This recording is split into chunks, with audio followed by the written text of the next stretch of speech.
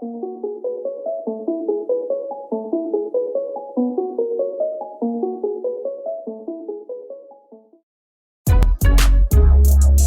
people reviews stuff.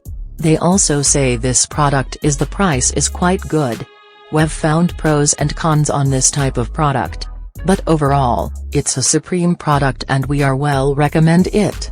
When you however want to know more details on this product, so read the reports of those who have already used it. Visit the product detail link in description for an item you wish to buy. Tap add to cart. When you've finished adding items to your cart, tap the shopping cart icon.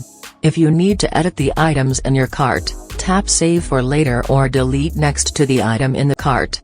Tap proceed to checkout and follow the on-screen instructions. Review your order information and tap place your order to complete your purchase.